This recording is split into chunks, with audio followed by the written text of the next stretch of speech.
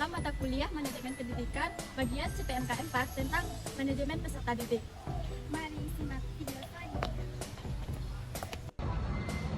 Baiklah, saya akan membacakan materi pertama yaitu A. Konsep manajemen peserta didik. Peserta didik dapat diartikan sebagai individu atau kelompok yang mendapatkan jaminan pelayanan pendidikan dalam mengembangkan potensi diri, bakat, dan minat sehingga dapat tumbuh dan berkembang dengan baik, serta dapat merasakan ketenangan dalam proses pembelajaran yang diberikan oleh pendidik. Secara umum, manajemen peserta didik adalah kegiatan yang bertujuan untuk mengatur segala bentuk kegiatan siswa agar dapat menunjang proses pembelajaran di sekolah agar proses tersebut berjalan dengan lancar, teratur, dan mampu menciptakan lingkungan nyata berkontribusi dalam mencapai tujuan pembelajaran dan tujuan sekolah. Semakin baik planning yang pelaksanaan dari manajemen peserta didik, maka semakin dekat pula tujuan dari sekolah akan tercapai. Yang B. Prinsip-prinsip manajemen peserta didik. Yang pertama, setiap kegiatan dan aktivitas yang disusun harus berpedoman pada peraturan yang sudah ditetapkan. Yang kedua, dapat dijadikan pandangan sebagai bagian dari keseluruhan manajemen dari suatu lembaga. Ketiga, seluruh kegiatan dan aktivitas manajemen peserta didik harus bertujuan dan berorientasi pada misi pendidikan. Yang keempat, lebih mengutamakan pada persatuan peserta didik yang memiliki latar belakang yang berbeda, yang kemudian diarahkan untuk saling menghargai dan memahami hingga terciptanya persatuan. Yang kelima, dalam setiap aktivitasnya, manajemen peserta didik haruslah berorientasi pada pengembangan potensi peserta didik. Yang keenam, kegiatan dalam manajemen peserta didik juga harus mendorong serta menstimulasi potensi peserta didik secara mandiri. Dan yang terakhir yaitu kegiatan kehidupan peserta didik baik di sekolah maupun pada masa depannya, manajemen peserta didik harus berjalan secara fungsional.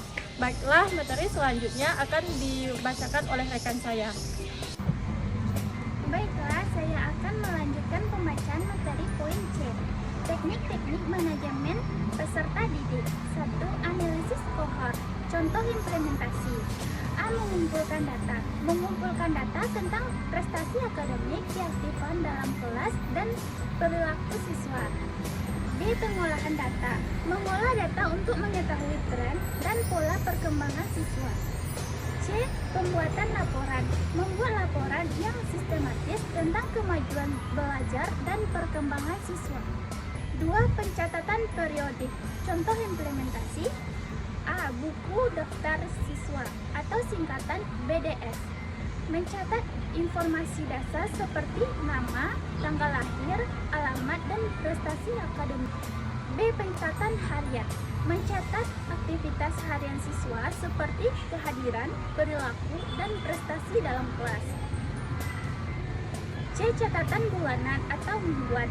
Mencatat kemajuan belajar siswa secara periodik untuk mengetahui, memantau kemajuan mereka. C. Perencanaan. Contoh implementasi. A. Identifikasi kebutuhan. Mengidentifikasi kebutuhan individu belajar berdasarkan data yang telah dikumpulkan. B. Rencana individu.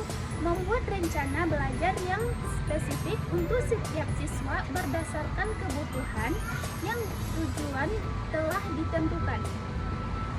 C. Pembuatan rencana kelas. Membuat rencana pembelajaran kelas yang mempertimbangkan kebutuhan dan tujuan individu siswa. 4. Pelaksanaan. Contoh implementasi. A. Pengelolaan kelas. Mengelola kegiatan belajar mengajar di kelas termasuk penggunaan metode belajar yang efektif. B. Penggunaan sumber daya. Menggunakan sumber daya yang tersedia seperti perpustakaan, laboratorium, dan fasilitas olahraga. C. Pengawasan. Mengawasi kegiatan belajar mengajar untuk memastikan bahwa rencana yang telah dibuat dapat dilaksanakan dengan efektif. 5. Pengawasan. Contoh implementasi. A. Observasi. Mengamati perilaku dan aktivitas siswa dalam kelas untuk memahami bagaimana mereka belajar. B. Tes. Menggunakan tes untuk mengetahui kemajuan belajar siswa dan memantau apakah tujuan yang telah ditetapkan telah tercapai. menggunakan survei untuk memahami pandangan dan kebutuhan siswa, serta memantau apakah kebutuhan mereka telah terpenuhi. Baiklah, itulah hasil penyampaian materi dari kami. Terima kasih. Assalamualaikum warahmatullahi wabarakatuh.